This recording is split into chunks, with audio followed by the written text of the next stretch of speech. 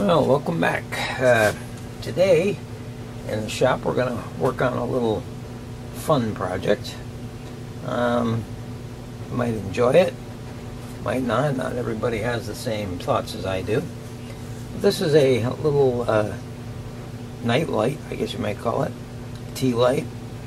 It's going to be called Madame Crista Balla crystal ball candle holder, and basically it's going to be a little magic crystal ball. You have to use your imagination a bit. And the centerpiece of this is going to be from a little candle, tea candle, electric one of course. You don't want to use a real one. And one of these table tennis balls. You can buy a package of these over at the $1.25 store and use them for whatever you want. What I did was I drilled a little hole that will fit right nicely over the light, and that makes our crystal ball, so to speak. Flip the thing on. I got a lot of light in here, so you can't really see it very well, but it gives you the idea of how this crystal ball is going to be the centerpiece for our little project here. Okay, I'm going to shut this off for now. Don't really need this at the moment. We've got a base we're going to need for this right here. We're going to have a front piece for it with two hands as if they were over the magic crystal ball, and the front panel, and the front panel for that with a little decoration that says Madame Crista Balla. Got her name on it, with a little image in the center. And shouldn't be too difficult to make. So let's begin this little journey and see how it comes out. First of all, I've got a piece of scrap 1/4-inch birch ply here. I think we'll use that as our front plate. We'll do that first. Cut it out here.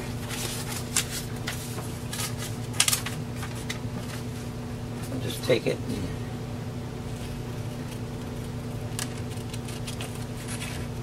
cut along the outer edge. This is going to be quite an intricate, small piece of cutting, so you're going to want to use a rather small blade. Probably choose a number 3 for this and cut out all the little pieces. It's a little bit of fretwork, I suppose. And we're going to start with this.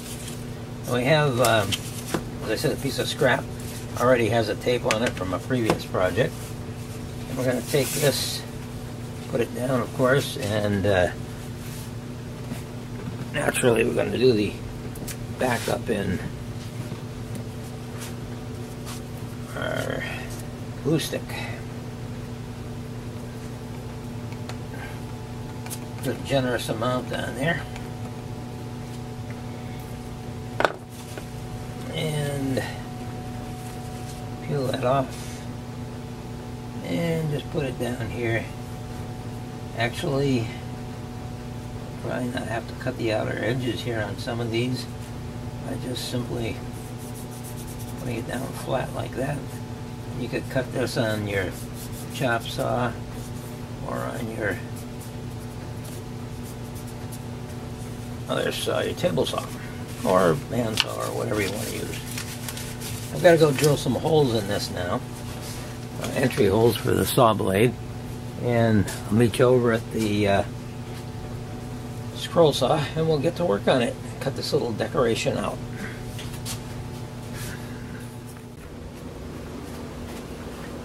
Okay, I've got those blade entry holes all cut out, and as you can see, it's a really small piece, so I've used a number 3 blade in here, reverse tooth blade I believe it is, and I'm going to just slowly take my time on this and cut out all the little openings, and we'll have a nice little faceplate we can put on our Madame Crista Balla sign.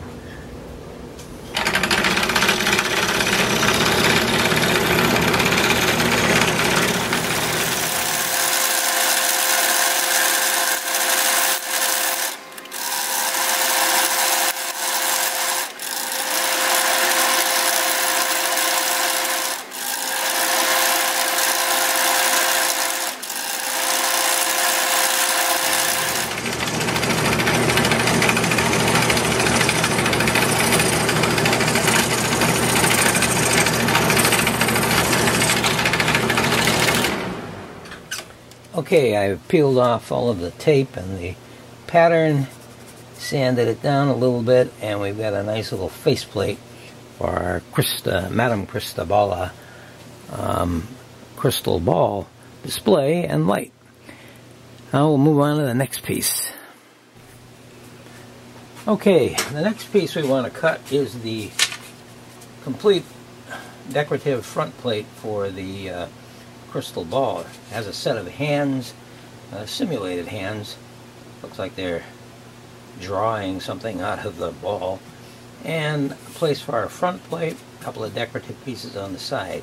This is going to be cut from 1/4-inch birch ply, and we're going to put it down like that. But first, of course, we're going to put some tape on here, and then we can set it up for cutting on the scroll saw. This is easy enough to do. Along the bottom,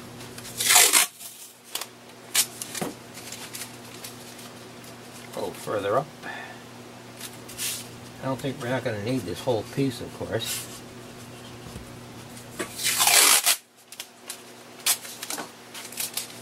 But we'll tape up a good portion of it. Okay. Now this is going to fit right on there. First of all, we put our gooey little glue stick on the back. Okay, well, that's up to you. Let's take this and put it on the drill press to drill out some entry holes, and then we can start cutting.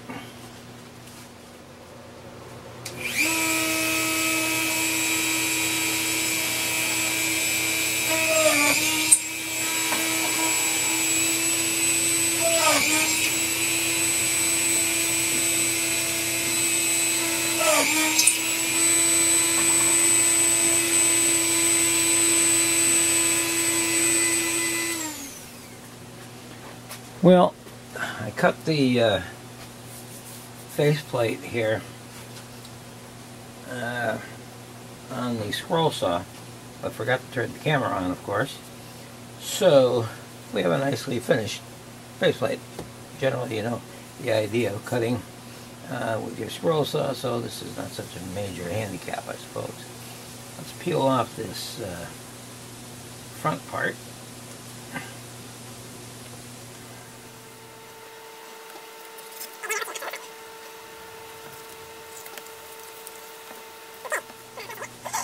Okay, we're going to take this over to the sander now, the mop sander, smooth it out, round over the edges, and we'll bring it back here when it's all done.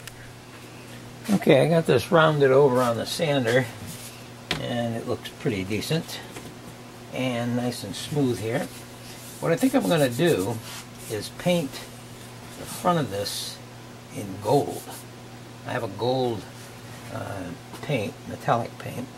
I'm going to paint that gold, and then I'm going to place the ornamental plate on the front after I've painted it. See how it looks, whether or not that'll need some more paint too. So I'm going to go do that now, get it aside, and we can work on something else while we're waiting.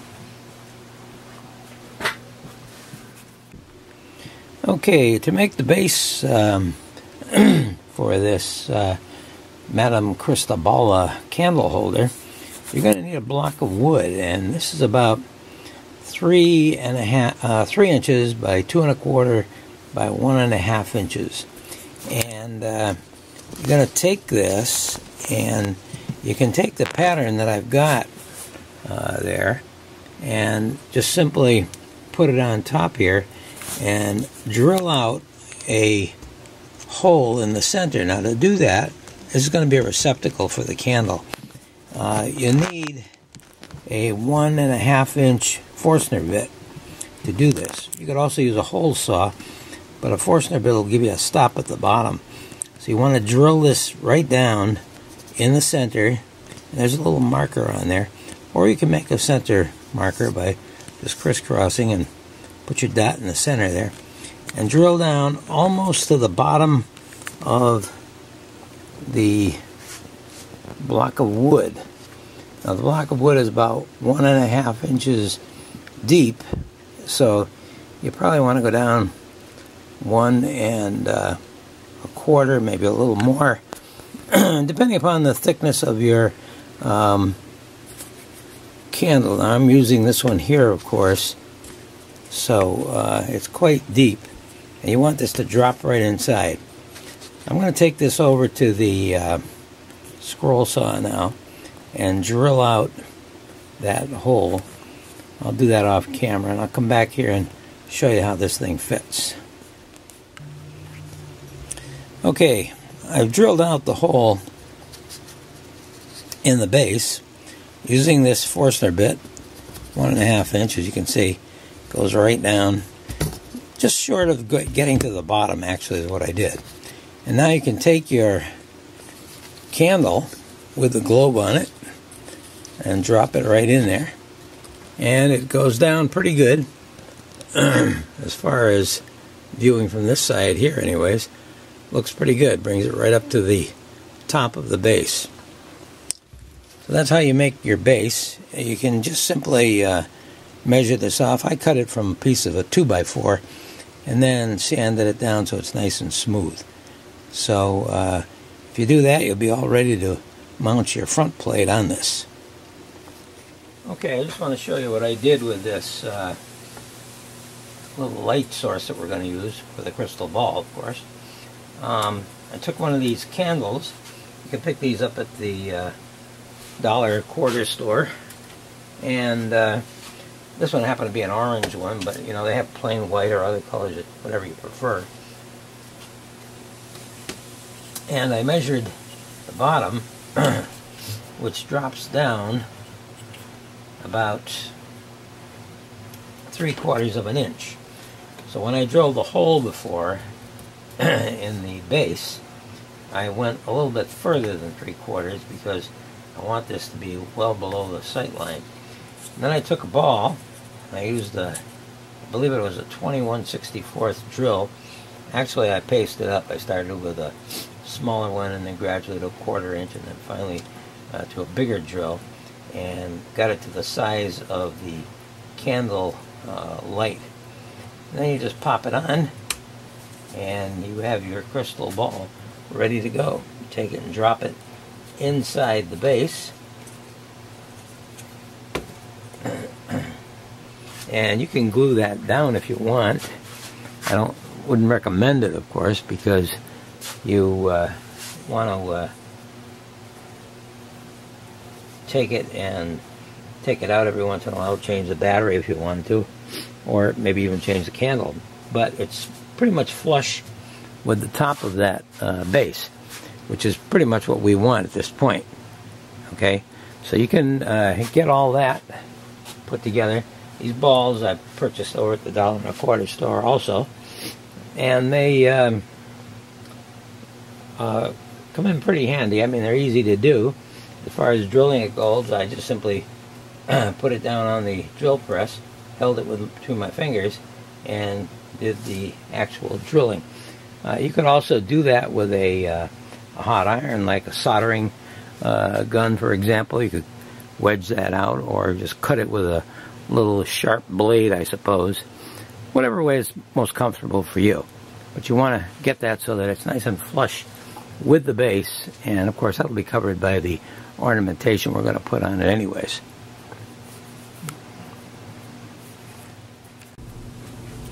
Okay, when you're all done, you're going to have 3 pieces now.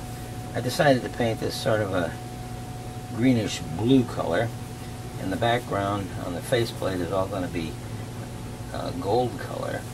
And I'm just going to leave the base with the crystal ball in it just plain, because you're not going to see it anyways when it's done. So what I want to do first, before I close this thing down, is take a bit of glue here, a little bit of, I use the Gorilla Glue. It's pretty quick acting, and it's gotten a little hard in here, so let me just loosen this up a bit first. And I'm going to just put a little bit, you don't need a lot. Back, take a of the faceplate. That ought to do it. And then just sort of eyeball it so it frames on the center like that. Okay. And we'll let that dry for a few moments, and then we'll put the actual plate itself onto the base. Okay, it's pretty well dried there now. What I'm going to do is take a little more of this glue and put it on the front of the base. Got a longer stick here so I can get into this glue better.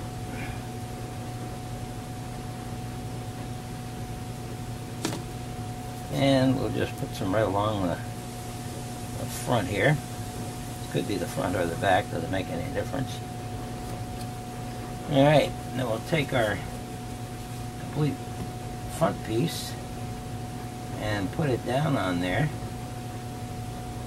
Hold it in place for a bit. And that should dry pretty good on there. Now you could, if you wanted to, you can make another one of these front plates and put it on the back if you'd like to make it dual-sided. I'm going to just do it one on the front for now. Now when this dries, we'll take a look at the final product and turn the light on and see how our Madame Crista Balla crystal ball works. Okay, we have Madame Crista Balla in the dark here. I don't know if we can get it any brighter at this point. Can try. I have a feeling not, though. Okay, well, it's okay. We'll just look at it here and I'll do a better shot later. Okay, we've got Madame Crista Balla crystal ball all done here, and you can see how it looks generally in the light here. Let me shut the light off. A little bit darker. Looks a little better. As you get darker, of course, it gets even better. Can't make it much darker than this. I can try a little bit. Let's see. Okay, looks a little better that way. You can see how the ball glows in the dark. Now I've tried this and left the bulb on for a long time, several hours, and that table tennis ball never really gets hot any more than the bulb itself gets hot. So it's okay to use it with this kind of a candle, but don't try it with a real candle. Obviously it would go up in flames and you don't want that to happen. Well, I hope you enjoyed this project. If you did, click the like button down below, and click the subscribe button if you haven't, and I'll alert you to when I've got some new projects coming up down the road. Thank you very much for watching.